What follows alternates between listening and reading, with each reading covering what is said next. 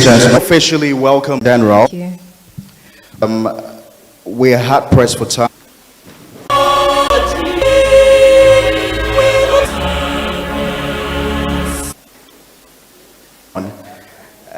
So I'm really excited to be here.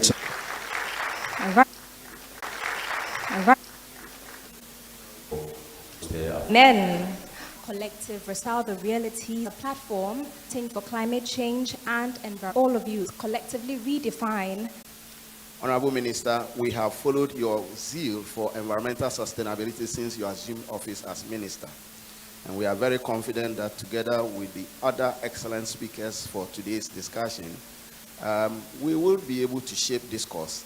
Climate change poses an existential threat to humanity and demands our collective responsibility, not only for adaptation, but in health systems in Ghana. And the team gave us opportunity to reflect on Ghana's COVID and post-COVID building agenda. And it gave us opportunity. Ladies and gentlemen, whilst you are here, I would like to report on some important milestones the school has chalked in the past year. As part of our vision of training world-class human reservation hub, has so far won grants in excess of $600,000 and has sustained 4 students. Some of them have gone on to compete in international pitches, and many have received modest funding to push the UK and the Research and Innovation Systems for Africa Fund to train over 350 rural enterprises with innovations to enhance their businesses. Our hub is already a leader and has collaborated with the British Council to develop curriculum on incubation for higher education institutions to help standardize the training that students go through when young. I wish to acknowledge again the support that our illustrious alumnus, Mr. Ernest Appiah, the Honorable Minister, Pro-Vice Chancellor, let me also report that a committee has completed work on the institution of the Axis Pensions Young Scholar to cope with their studies.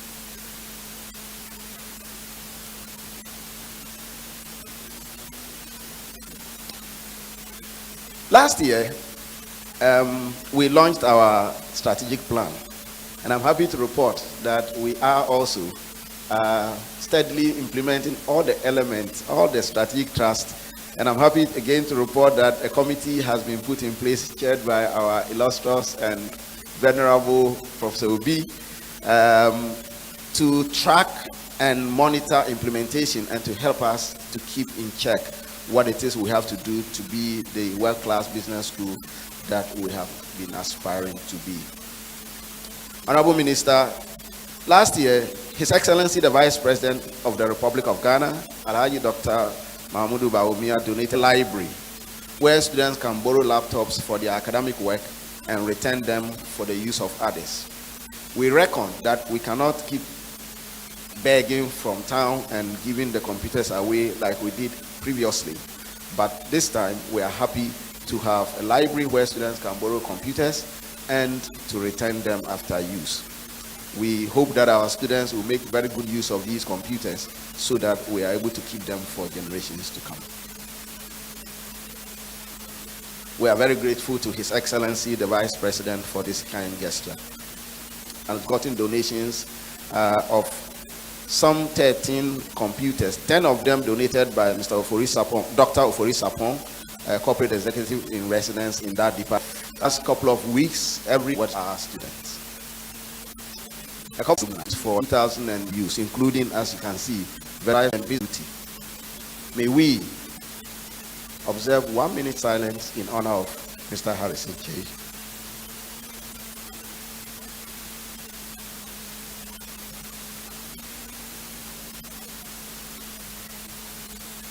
May his soul rest in peace. I now have the singular honor to introduce our chair. Quickly to introduce our chair for the program. I know, Minister, you are under pressure. I'm sorry, but today the Pro-Vice Chancellor, Academic and Students Affairs, who is an accomplished researcher, scholar, an accomplished administrator, a founding director of the WACBIB, which is a far-front research, health-related research institute in Africa, and who has done pioneering research across the world and has achieved many laurels in his career, has accepted to generously chair today's function for us. Please put your hands together for the Honorable, Pro Vice Chancellor. Thank you. Not honorable yet. Thank you very much, Dean. Our distinguished special guest, the Honorable Minister, Honorable Samuel Abujinabo,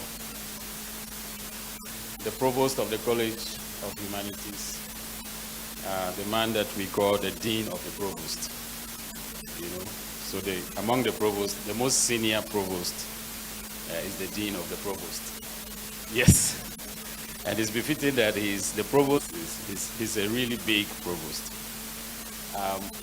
Mr. Dean, the illustrious Professor Justice Bawoli, Dean of this special business school, our distinguished alumni present, including my friend Dr. Edisa Kodia, other distinguished guests, deans, directors present, heads of department, colleagues, our dear students, ladies and gentlemen, good morning to you all. It's always a great pleasure for me to come back to the business school. I'm sure many of you know that if I wasn't a scientist, I would be in this school. So, because I identify with a lot of the values of this school. When the dean was speaking, I noted that everything he said the school had to do, he said we have to do it. We have to do this. We have to raise money to do this. He didn't say, Mr. Pro Vice Chancellor, we need this, and we need that, and we need this, which is sometimes what we hear from other schools and departments. So,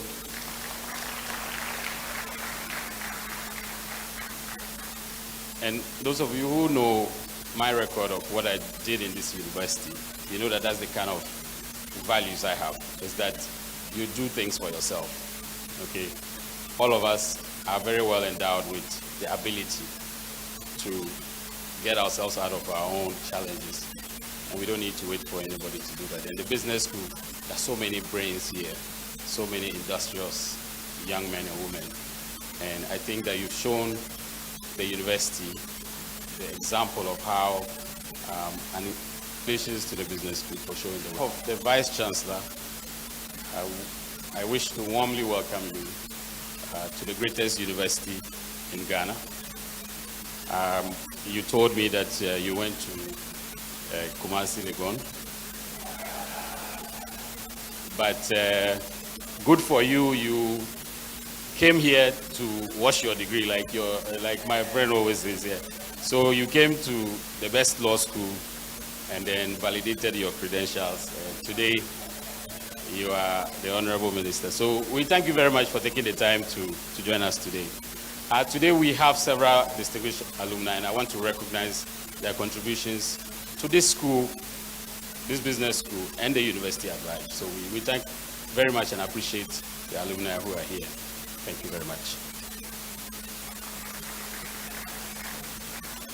I recognize that we have a dean who says quite a bit. So, in order not to delay the minister further, I would be very short and to say that congratulations to the business school.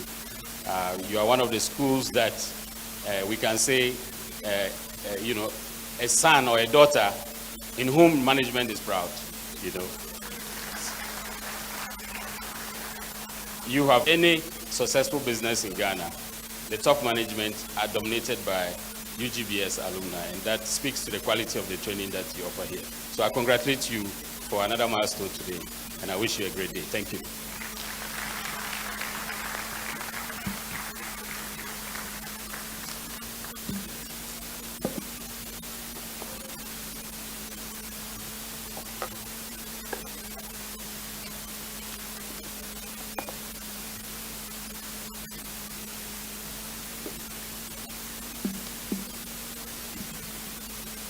Yeah, please, let's put our hands together one more time for Professor Gordon Awandare, who is the Pro Vice Chancellor, Academic and Student Affairs, the University of Ghana. But for him, I never knew the University of Ghana validates the credentials of other universities. Please put your hands together for him one more time. We've got to readjust our program to accommodate the minister, and so certain things would have to give way. I just quickly would like to acknowledge the presence of some very distinguished personalities in our midst today. We've got the Provost, College of Health, Professor Daniel Fripomofori. If he's here, please put your hands together for him. Just gone by is a Pro Vice Chancellor, Student and Academic Affairs, Professor Gordon Awandare. Please put your hands together for him as well. Director of Public Affairs, Mrs. Elysia Taiba Ameyao Burunya. I hope I got the name right. Please put your hands together for her.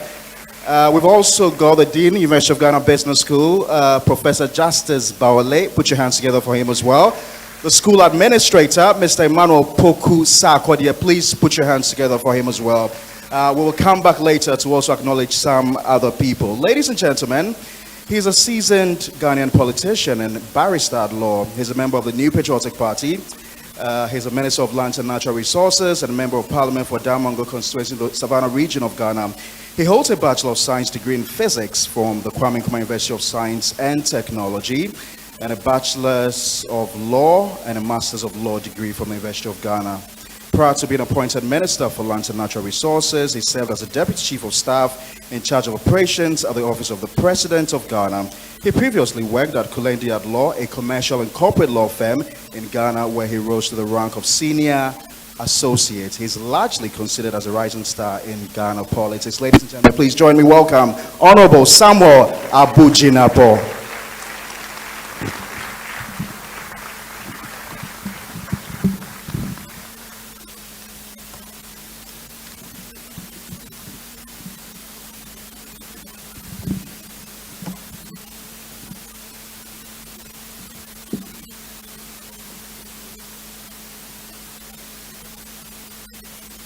Yes. So the Deputy Vice Chancellor, if I can call him that way, gave a very succinct, brief remarks. And as the English will say, brevity is a sign of wit. So given what I have before me, I'm not sure when I'm over, I'll be classified as a witty young man. Mr. Chairman, Pro Vice Chancellor of the University of Ghana, Dean of the University of Ghana Business School, Provost, Deans and Directors, Heads of Departments, Faculty members, staff and students of this great university, Headmistress, staff and students of the University Basic School, the highly respected Major General Nicholas Peter Ando, who serves as the Chief of Staff at the Ghana Armed Forces and an alumnus of this business school.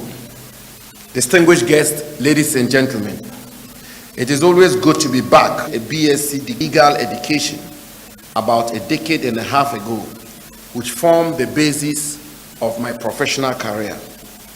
The quality of the holistic education I received explains why after a few years, I have of the two universities is greatest. I leave that to the jury. Except to say though, that this university is premium and that of Ghana. On a more serious note, I am grateful to the business school under the leadership of Professor Justice Nyangma Bawale for the invitation to deliver the keynote address at this 43rd Management Day celebration of the University of Ghana Business School. National and global issues, with a theme for this year's celebration, quote, accounting for climate change and environmental sustainability, our collective responsibility, end quote. It is indeed refreshing to note that the business school is not focusing only on financial and economic matters, but also on global issues such as climate change. As an academic community, we have a responsibility not only to advance knowledge, but also find solutions to the challenges that confront us as a people. And I commend the organizers for the choice of this theme. It is not therefore surprising that the President of the Republic, His Excellency Nana Addo Dankwa Akufo-Addo, has chosen the University of Ghana as the venue for his commemorative tree planting exercise on the Green Ghana Day on Friday. Distinguished guests, ladies and gentlemen, the climate crisis remains one of the most fundamental threats to our development and our survival and the subsistence of planet Earth. Indeed, landmark Paris agreements of the United Nations Framework Convention on Climate Change, UNFCCC, the world committed to keep global average temperatures well below 2 degrees Celsius and possibly at 1.5 degrees Celsius above pre-industrial levels by the turn of the century, and to halve global greenhouse gas emissions by 2050. But today, at current rates, there are fears that average global temperatures could reach in excess of 3 degrees Celsius by the end of the century. The impact of these measures to address climate change towards a potential reduction of 64 million tons of carbon dioxide equivalent of greenhouse gases by 2030. These mitigation and adaptation measures are drawn from 5 key sectors and include a shift to renewable resources of energy at a larger scale, the promotion of electric vehicles, adoption of technologies that produce energy from waste, climate-smart agriculture, and reduction in deforestation and forest degradation. These nationally determined contributions and private sector and unconditional targets, which are targets to be achieved from government funding. More importantly, ladies and gentlemen, the conditional targets, which require partnership support, have the potential to achieve about 61% of our planned emission reductions by 2030. This clearly underscores the need for a concerted effort from different stakeholders to achieve climate solutions at scale. It also demonstrates the need to define a broad-level platform of accountability from various stakeholders, for the impacts of climate change are not selective in their effects on sectors. Mr. Chairman, ladies and gentlemen, within the forestry sector, a number of these policies and programs are already being implemented. The Intergovernmental Panel on Climate Change's 5th Assessment Report, IPCC-AR5, estimates that deforestation and forest degradation contributes about 12 to 15% of the global greenhouse gas emissions. But if well managed, forests and other nature-based solutions have the capacity to contribute about a third of global climate solution. We are therefore working to address the drivers of deforestation and forest degradation, including illegal logging, expansionist agricultural production, wildfires, wood fuel extraction, exploration activities. Under the Ghana Red Plus strategy, for example, we are implementing the Ghana Cocoa Forest Red and Share Yields, provide a Forest Red Plus program, which was launched by President Akufo-Addo in 2019, has already recorded emission reduction of 972,465 tons of carbon dioxide equivalent for the first accounting period between June and December 262,280 United States dollars, which we have begun receiving. We are also implementing the forest plantation strategy, under which some 690,000 hectares of forest was cultivated between 2017 and 2022 alone, through initiatives such as forest plantation, enrichment planting, and trees on farms. Ladies and gentlemen, and in 2021, we launched the Green Ghana project, under which over 30 million trees were planted between 2021 and 2022, with some 23 million of these trees, while